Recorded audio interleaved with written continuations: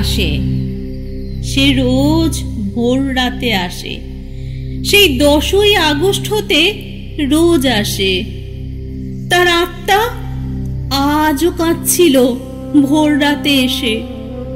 দরজায় দরজায় কড়া নাড়ে সে, রোজ ভোর রাতে এসে দরজায় কড়া নেড়ে বলে, এই দাদা, এই দিদি, আর ঘুমাস না, ওঠ, সারাদিন আর যাই কর, সহমত আদায় কর, অহিংস আন্দোলন কর, আমার জন্য ফোঁস কর, বিচার চেয়ে চিৎকার কর, প্রতিবাদী গান গেয়ে প্রতিবাদ কর, লেখনীর ধার বাড়িয়ে প্রতিবাদ কর, প্রতিবাদী কবিতা আবৃত্তি করে প্রতিবাদ কর, বিচার পাওয়ার আশায় নাটক করে প্রতিবাদ কর।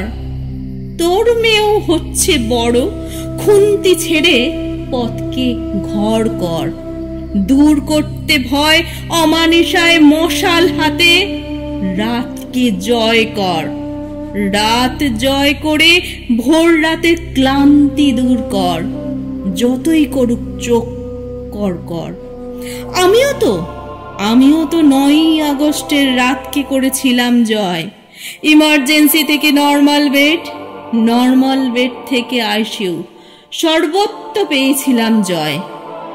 ফুসফুসে বাতাস চলাচলে হচ্ছিল যাদের বাধা, দম বন্ধকার অবস্থায় পাচ্ছিল বুকের ব্যথা, আমিও তাদের দিতে পেরেছিলাম বড়া ভয়। বললাম, সিস্টার দিদি, এই পেশেন্টকে পাম্প করুন, পাশের পেশেন্টকে স্টার্ট করুন নেবুলাইজার। ভোর রাতে রোগীরা যখন ঘুমোলো, ক্লান্তি মোরে গ্রাস করল, দুষ্কৃতীরা করলো ছাড়খাড়, শরীর অবশ।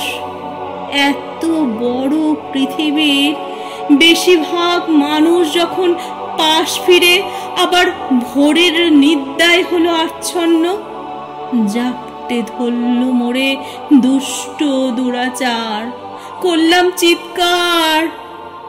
কিন্তু এত বড় পৃথিবীতে পৌঁছলো না আমার এই সমাচার, ভয়ে হিম হলো হার। বললাম, ছাড় ছাড়, বলছি ছাড়। শুনল না দুষ্ট দুরাচার, ক্ষীণ কণ্ঠে বললাম, ওরে দুষ্ট দুরাচার, আবার বলছি, করিস না, করিস না এত বড় অনাচার। আমি ব্রহ্মচারিণী ডাক্তার, মোর কুমারী জীবনের ঐশ্বর্য কৌমার্য হরণ করলে হয়ে যাবি ছাড়খাড়। আমার প্রিয়জনেরা চাইবে বিচার। কোনো কথাই শুনল না দুষ্ট দুরাচার, বরং বলল, আরে ছাড়, এসব ঘটনা তো রোজকার, প্রথম প্রথম খুব হবে চিৎকার, সবাই চাইবে বিচার, তারপর পৃথিবী শান্ত হবে, তখন কে কার। ও কি যন্ত্রণা, অত্যাচার, যন্ত্রণা কৌমার্য হারাবার, যন্ত্রণা স্বপ্ন আশা চুরমার হবার, যন্ত্রণা ভেবে পিতামাতার আগামী হাহাকার। ও কি যন্ত্রণা শরীরে ছাড়ার, ও কি যন্ত্রণা।